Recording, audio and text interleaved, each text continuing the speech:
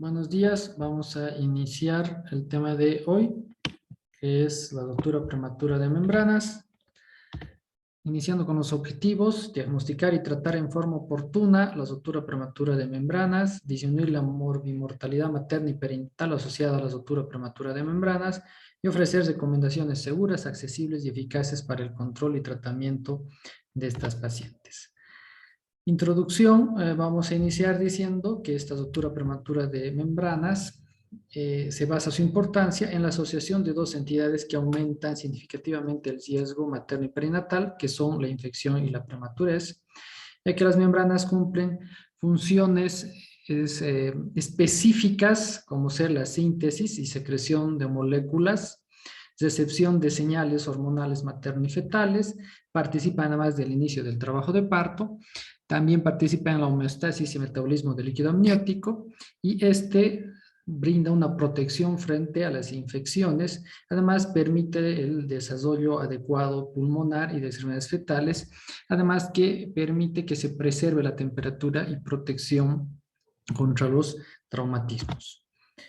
Dentro de la epidemiología, tenemos que decir que en aproximadamente 10% de los nacimientos se presenta o está asociado a la ruptura prematura de membranas, además de un tercio en los nacimientos pretérminos. En nuestra población en general, la ruptura prematura de membranas corresponde en embarazos de término al 8%, en los pretérminos el 3% y menos del 1% en embarazos del segundo trimestre, hablando que sean previos a o tener una viabilidad fetal. ¿Cuál es la definición? La ruptura prematura de membranas se define como una ruptura espontánea de las membranas al menos 2 horas antes del inicio del trabajo de parto, o también que podemos mencionar que es una solución de continuidad de la integridad de estas membranas precisamente antes del inicio del trabajo de parto, ¿no? Esa solución comprende el amnios y el corio. Dentro de la etiología podemos mencionar que hay varios factores etiológicos y que obviamente hay mecanismos asociados. Lo que respecta a la iatrogenia, podemos decir que es una lesión directa de las membranas fetales durante su manipulación. En el tema de la infección, obviamente es una respuesta a activación de la degradación, de la degradación del tejido conectivo del corión amnios, ¿no? Respecto al mecánico, hay una sobredistensión y ruptura mecánica de la integridad de las membranas, y como ejemplo vamos a poner el polidramnios. En el tema genético, sí dicen que hay una predisposición de los genes de las colagenasas que impiden la formación de la matriz extracelular con propiedades mecánicas adecuadas. Y en el tema idiopático hay condiciones que son desconocidas por las cuales se activan y producen esta degradación de la matriz extracelular, provocando una solución de continuidad. Respecto a la fisiopatología, cuando hay una infección vaginal, y en la literatura menciona que especialmente en el tema de las vaginosis bacterianas va a provocar una activación de la fosfolipasa 2 y esta por ende una síntesis de prostaglandinas, y sabemos que una de las vías del inicio de la dinámica uterina es la vía de las prostaglandinas, inicia la dinámica uterina que podría desencadenar y terminar en un parto prematuro. Además, hay estimulación de los macrófagos, que estos van a hacer que haya una liberación de mediadores como la interneucina 1, factor de necrosis tumoral, entre estos, para que haya una activación de las colagenasas, las metaloproteinasas, que provoquen la ruptura prematura de las membranas, ¿no? Esta activación fosfolipasa va a hacer que haya una depresión de la actividad bacteriostética del líquido amniótico, que es el protector, y por ende no hay una defensa para impedir que haya una ruptura prematura de las membranas. Respecto a los factores de riesgo, en las pacientes obviamente va incrementando el porcentaje de que pueda suceder nuevamente una ruptura prematura de membranas. Es así que una paciente que en un embarazo previo ya se produjo esa solución de continuidad, aumenta en el porcentaje la probabilidad de que en este embarazo nuevamente tenga una ruptura prematura de membranas. Obviamente este antecedente, acompañado de una infección del tracto genital inferior, nuevamente incrementa esa posibilidad, y en aquellas pacientes que han tenido hemorragias de la primera mitad como amenazas de aborto, O pacientes que han tenido hemorragia extramitad, en el caso de placentas previas, también tienen una predisposición a que hay una ruptura prematura de membranas. Las pacientes que están relacionadas con el tabaco también tienen tienen aumentado el factor de riesgo, así como el polidramnios y pacientes que tienen malformaciones uterinas. No menor, el riesgo aumenta en pacientes con embarazos, antecedentes de embarazos múltiples o que han tenido incompetencia ítmico-cervical, que han tenido un antecedente de un desprendimiento prematuro de placenta normoinserta o tengan algún tipo de coagulopatía o están cursando o cursaron anteriormente y actualmente con anemia, bajo nivel socioeconómico y pacientes con trauma abdominal. Respecto al diagnóstico, el diagnóstico en realidad se los realiza con una visión directa de la salida del líquido amniótico a través del orificio cervical. Tenemos el antecedente de que la paciente menciona que hay una salida de líquido vía vaginal, inicio súbito, estando ella sentada, recostada, en la movilidad o caminando, y cuando nosotros la examinamos introduciendo el espéculo estéril, podemos evidenciar la salida de líquido amniótico espontáneo o pidiéndole al paciente que haga un pujo, ¿no? O nosotros rechazando la presentación, que es la maniobra de Tarnier, y que se evidencia la salida franca del líquido amniótico. Hay exámenes complementarios. Si la salida no sería franca, podríamos tomar con una espátula de aire del fondo de saco posterior una muestra, en un portaobjeto se procede a tomar la muestra y es el test de cristalización o hoja de lecho, ¿no? Se espera que seque 10 minutos, se lleva al microscopio por visión directa y se ve prácticamente esa imagen del lecho que se llama, ¿no? Que sería esta imagen que se ve a la visión directa del microscopio. El test de la nitracina, hay unas tiras reactivas donde nosotros podemos detectar el pH del líquido amniótico, ¿no? Normalmente el pH del líquido amniótico es alcalino, ¿no? Entonces, con esta tira se torna azulado, ¿no? Y nos indica que hay un pH entre 7.0 a 7.5 y el líquido amniótico está entre 7.0 y 7.3, entonces estaríamos confirmando, solo que hay ciertos riesgos, como sea, tanto en el test de la cristalización de la nitracina, si la paciente tenía infecciones o tuvo relaciones y hay semen, o en la paciente o la toma de la muestra no ha sido la adecuada, entonces puede haber unos falsos positivos. Y tenemos el test de la inmunocromatografía, ¿no? Donde se va a detectar la proteína fijadora de factor de crecimiento simulado a la insulina y también la alfa-microglobulina 1 placentaria, ¿no? Una que forma la decidua y la otra que también el hígado fetal. Y esta prueba que se denomina el AmnioShure, ¿no? Es una muestra igual de vagina donde puede detectar concentraciones vaginales incluso menores a 5 nanogramos por ml, ¿no? Entonces, es una prueba altamente sensible que nos detectaría o nos confirma el diagnóstico de la solución de continuidad. Y la ecografía obstétrica, que hace que por el antecedente de la paciente que menciona la pérdida de líquido, mediríamos lo que son los bolsones para calcular el índice de líquido amniótico y tratar de confirmar. Solo que hay un pequeño detalle, ¿no? En la ecografía puede haber también un oligohidramnios que no sea necesariamente la causa la ruptura de membrana, sino sea por malformaciones fetales. Entonces tenemos que corroborar con la clínica y además tener el dato que si tenemos una cristalografía positiva, el test de la nitracina positiva o el AmnioShure. Hay otra prueba también que no está muy mencionada en la literatura, pero que sirve, que es la detección de HCG, ¿no? La hormona coriónica, la hormona coriónica humana, en vagina. Se instila solución fisiológica, se absorbe esta solución y se manda al laboratorio a un tubo seco pidiendo que nos detecte justamente esta hormona. Si sale positiva, entonces también sería el diagnóstico de ruptura prematura de membranas, ya que hay alto contenido del HCG en el líquido amniótico. ¿Con qué tenemos que hacer el diagnóstico diferencial? hay que ser superficial con orina, flujo y semen, ¿no? Especialmente las infecciones vaginales o haber sostenido relaciones sexuales previas pueden confundirnos, tanto dándonos falsos positivos por el pH alcalino en el semen o los flujos que alteran la muestra para hacer el test del helecho y también la nitrocina, ¿no? ¿Cómo van a evolucionar estas pacientes que tienen una ruptura prematura de membranas, ¿no? Estas pacientes, obviamente hay que considerar que puede haber tanto complicaciones maternas como fetales, ¿no? Y estas complicaciones, obviamente, se van dando proporcionalmente de acuerdo a la edad gestacional y la cantidad de líquido amniótico residual.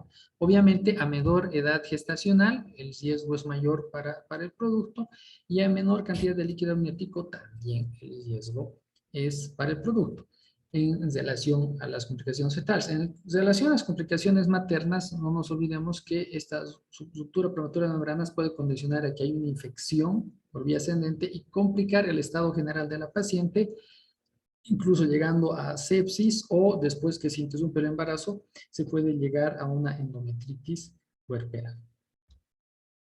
Obviamente, esto también va a depender del intervalo entre que se produzca la solución de continuidad de las membranas hasta que se decida interrumpir, ya sea vía vaginal o vía alta, vía cesárea, y entonces ese tiempo desde que se rompen las membranas hasta que se finaliza el embarazo también tiene que ver con las posibles complicaciones tanto maternas como fetales. Entre las complicaciones fetales tenemos la enterocolitis necrotizante, la sepsis neonatal, la hemorragia intraventricular, el síndrome fecal respiratoria, que es entre las más frecuentes que suceden, y obviamente complicaciones que pueden llegar a comprometer incluso la vida del producto. Obviamente puede llegar a provocarse una muerte fetal en el caso que hubiera un desprendimiento prematuro de placenta, o hay una prosidencia o prolapso de cordón y compresión del mismo, evitando así el aporte sanguíneo al producto y produciéndose el óbito fetal. También condiciona esta solución de continuidad a que haya deformaciones fetales, ¿no? Puede haber una hipoplasia pulmonar, que se observa en caso del 30% de los pacientes, de los neonatos, y también puede haber una alta mortalidad neonatal como complicación a la prematurez extrema y ciertas malformaciones también que se producen en caso de que ya no hay la cantidad de líquido suficiente y el desarrollo del feto se tiene comprometido. O malformaciones en cuanto a la posición del producto por falta de líquido amniótico, entre las más frecuentes el pivot y otras también. Entonces, la prematuridad extrema, sabemos que los prematuros tienen alta incidencia de dificultad respiratoria por formación de la membrana hialina. Los óbitos fetales, que ya hemos mencionado por las causas, ¿no? Desprendimiento prematuro, ¿no? Y o prolapso de cordón, con compromiso de la circulación, y malformaciones, hemos mencionado el pie. Obviamente también pueden haber unas presentaciones anómalas, que le llaman, ¿no? Entonces, que esté una presentación pélvica o una situación transversa. Habías mencionado las complicaciones ovulares como son desprendimiento prematuro de placenta normoinserta, ¿no? En las mamás habíamos mencionado que podría haber la sepsis, la endometritis puerperal, o incluso continuando el embarazo que se pueda producir la coriamnionitis. Y en caso de que haya una coriamnionitis, obviamente la complicación va a ser tanto para el producto como la madre.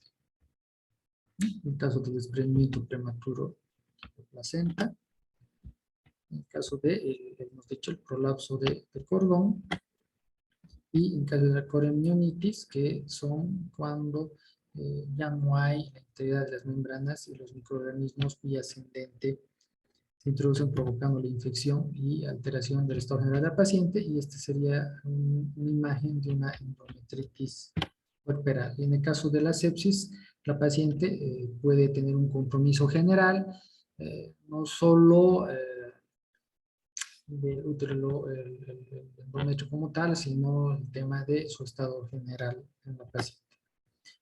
En estas pacientes, obviamente la indicación, porque no se hace un manejo ambulatorio de una paciente con una ruptura de membranas, va a ser la internación. Una vez internada la paciente, ¿qué es lo que vamos a hacer, no? vamos a internar al paciente. Obviamente el paciente tiene que estar en un reposo en cama, con apósito estéril en genitales para evitar que por otros agentes externos a que no sean vía vaginal, incluso también se provoque la infección.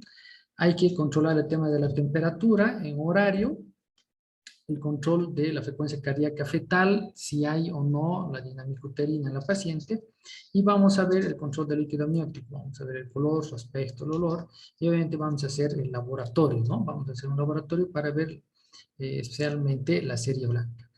Si la paciente no tiene la muestra, el hisopado vaginal para detectar el estreptococo B, que deberíamos normalmente realizar en el control prenatal en las pacientes para hacer la profilaxis de eliminación de este estreptococo para que no haya justamente la infección.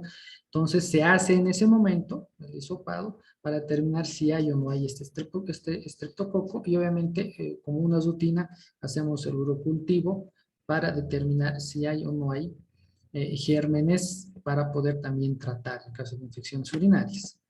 Entonces, nuestra paciente hemos dicho que permanece internada en reposo con el control de signos vitales, frecuencia cardíaca fetal, ¿no? También vamos a realizar en nuestra paciente una ecografía obstétrica para determinar la cantidad de líquido amniótico que todavía hay, si hay un oligoamnios que es moderado, severo, que también sea un dato para poder nosotros tomarlo en cuenta para la terminación del embarazo o mantenerlo. Vamos a ver el tema del Doppler, de las arterias uterinas, cerebral media. También vamos a ver la caritografía, ¿no? Que se realiza el monitoreo para ver en pacientes si el producto es reactivo o no. Y debe ser internada nuestra paciente en un lugar donde tenga una unidad de cuidados intensivos neonatales, porque hay que ver, de acuerdo al tiempo de embarazo, que no se puede manejar en todos los hospitales, ¿no? Nuestro paciente, hemos dicho, hacer el registro caritocográfico correspondiente y nuestra ecografía, ¿no? ¿Qué indicaciones tenemos para realizar la finalización del embarazo, ¿no? Si nuestra paciente presenta una correamnionitis, ¿no? Hay fiebre, hay sensibilidad uterina, al tacto, sentimos una calidad vaginal hipertérmica y además hay fetidez, o nuestra paciente determinamos que hay un útero hipertónico y estamos sospechando desprendimiento de placenta normoinserta, o ya se ha producido un óbito fetal, entonces no habría por qué continuar con el embarazo, o hay una malformación fetal que sea letal, ¿no? Que comprometa la vida del producto, o ya nuestra paciente tiene un compromiso general, o también está comprometido la vitalidad del feto y que esa sea la indicación para interrumpir el embarazo, ¿no? ¿Qué conducta vamos a tomar según la edad estacional? Entonces, vamos a ver, una vez diagnosticar esta solución de continuidad, que mucho depende la conducta que vamos a tomar de las semanas de embarazo que tenga nuestra paciente, ¿no? Si ya es de término, 37 semanas para adelante, pues estamos hablando de un pretérmino tardío entre las 34 y 36 semanas, o un pretérmino entre 24 y 36, que hablamos también de prematuro extremo, ¿no? O antes de que sea viable, ¿no? Que son menor a 24 semanas. Entonces, cuando es de término, ¿no? Que en general mencionan que más del 80% de nuestros pacientes, cuando se produce la solución de continuidad después de las 37 semanas, se dice que en las siguientes 24 horas va a iniciar de manera espontánea el trabajo de parto, ¿no? O en caso de que no haya iniciado la dinámica uterina del trabajo de parto como tal, después de 12 horas se recomienda a nosotros iniciar el trabajo de parto a través de una inductoconducción o si corresponde y es la indicación, una cesárea, ¿no? En caso de que no tenemos el resultado negativo del hisopado, ¿no? Vaginal para el estreptococo grupo B y tenemos que hacer una profilaxis antibiótica, ¿no? ¿Por qué? Porque hasta que se dé el parto puede ser potencialmente infeccioso y puede provocar una infección no solo neonatal, sino en la paciente. Hablan de un esquema de una penicilina endovenosa de 5 millones, ¿no? Cada iniciales y posteriormente 2,5 millones cada 4 horas, o ampicilina, una dosis de 2 gramos seguido de no cada 4 horas. Y si es alérgica, habla de clindamicin endovenoso, 900 miligramos cada 8 horas, ¿no?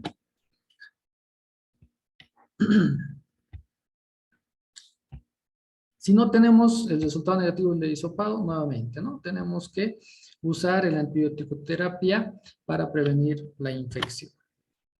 ¿Qué hacemos en las pacientes entre 34 y 36 semanas, ¿no? Debido a que ya es un pretérmino tardío, ¿no? Se puede realizar la interrupción del embarazo. Obviamente la vía va a depender si hay indicación absoluta de cesárea o no. Se puede inducir un trabajo de parto, ¿no? Y lo que llama la atención es que si nosotros, pese a que le estamos dando antibiótico terapia, no hacemos la interrupción del embarazo, nuestra paciente tiene riesgo de hacer coriomionitis, ¿no? Solo que si nosotros iniciamos el antibiótico, ni bien detectamos que no tiene el hisopado para estreptococo grupo B, nosotros vamos a reducir esa tasa de coriomionitis y vamos a también reducir el tema de la sepsis neonatal en nuestras pacientes y tal vez hasta el ingreso del recién nacido a terapia neonatal. Nuevamente se menciona el uso de la penicilina, la dosis, la ampicilina y en caso de alergia también la clindamicina, ¿no? La conducta entre las 24 semanas y 33.6 semanas, ¿no? Todas las pacientes están internadas con los controles que ya hemos mencionado, signos vitales, dinámica uterina, laboratoriales, ecográficos, cultivos de orina, ¿no? El tema de cariografía y Doppler fetal. Vamos a hacer una antibioterapia profiláctica si tenemos el hisopado y también en caso de que no contemos, tenemos que hacer aquello y en estas pacientes nos hablan de la maduración pulmonar. No hemos mencionado el tema de maduración pulmonar en pacientes de 34 semanas hacia adelante porque hay varios estudios que mencionan que el beneficio no es el mismo como en pacientes entre 24 y 33.6 semanas. Sin embargo, ahí depende del criterio del colega para ver si después de las 34 semanas van a iniciar inductores de madurez fetal. En las pacientes entre 24 y 33.6 hablan que hay dos opciones, tanto la betametasona como la dexametasona. Usamos la betametasona, 12 miligramos cada 24 horas por 2 dosis, o dexametasona, vamos a usar 6 miligramos intramuscular cada 12 horas por 4 dosis. Obviamente sabemos que esta betametasona, esta dexametasona, va a inducir la formación de surfactante en los neumocitos tipo 2. Bueno, disminuyendo el riesgo de dificultad respiratoria en el recién nacido, ¿no? El tema de inhibir, en mucha literatura menciona que no es recomendable hacer la topólisis de pacientes con solución de continuidad entre las 24 y 33 semanas, ya que dicen que el inhibir aumenta el riesgo de que haya una infección y una complicación. Por tanto, lo que tendríamos que hacer nosotros es hacer la antibioterapia profiláctica, hacer los exámenes de laboratorio, el Doppler, y tratar de que llegue hoy la primera dosis y la segunda dosis de maduración pulmonar, y ver si la paciente continúa con dinámica uterina, bueno, ver la vía del parto, ¿no? O sea, la vía, si va a ser un parto vía vaginal o vía cesárea. El tema de la neuroprotección fetal, ¿no? Hay el uso del sulfato de magnesio, es efectivo para reducir el riesgo de parálisis cerebral, también el tema de la disfunción motora gruesa, ¿no? Entonces lo que se hace, y hay varios esquemas, y entre ellos 4 gramos de sulfato de magnesio en 200 cc de fisiológico se le pasa como dosis de ataque, y luego 1 gramo de sulfato de magnesio por hora, ¿no? Por 10 horas, ¿sí? Aquí hay otro esquema que nos hablan de que se puede utilizar en solución glucosada, ¿no? Pero el esquema es los 4 gramos en la solución en 20 minutos y luego 1 gramo por hora por las siguientes 2 horas. En caso de que se vaya a producir el parto vía vaginal o cesárea en las siguientes 24 horas. En ese caso, sí, la neuroprotección es beneficiosa. En el caso que no se va a interrumpir el embarazo en las siguientes 24 horas, no se recomienda usar esta neuroprotección debido a que una vez que la usen ya no provoca el mismo beneficio en caso de que se quiera usar posteriormente. No se debe indicar la neuroprotección en casos de miastenia gravis, insuficiencia renal y bloqueo auriculoventricular. Bueno, la vía de terminación del embarazo va a depender si tiene alguna indicación absoluta para terminar vía cesárea o no. Si no, se puede inducir al parto, ¿no? Tenemos aquí algunos artículos sobre la ruptura prematura de membranas, ¿no? Este artículo es de julio de 2020 y en realidad in extenso menciona lo que ya habíamos presentado, ¿no? El hecho de cuándo y dónde debemos manejar a la paciente, el hecho del uso de los antibióticos. Puede haber una variación de algún antibiótico que por fuera estén usando, pero en general los antibióticos que hemos mencionado son los más efectivos, en especial la combinación ampicilina-eritromicina, dice que es muy efectivo, a no ser que la paciente ya tenga el compromiso del estado general y en ese caso sí necesitemos usar antibióticos de amplio espectro.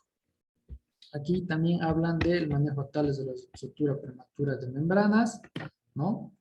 Donde se menciona justamente, hacen la recomendación de la neuroprotección, sulfato de magnesio, el tema laboratorial, el tema del cultivo incluso del líquido amniótico para poder detectar el germen, en caso de que sí esté con alto riesgo de corionitis la paciente y dar un tratamiento específico. Y el tema de que en estas pacientes pueda realizarse la caritografía, incluso hablan en este artículo del tratamiento de ruptura de membranas, hablan de que se debería realizar o el Doppler fetal para poder ver la vitalidad del feto y evitar el riesgo, el compromiso, para que no entre nuestro fetito en un compromiso de riesgo fetal, vital, y pueda evitarse, ¿no?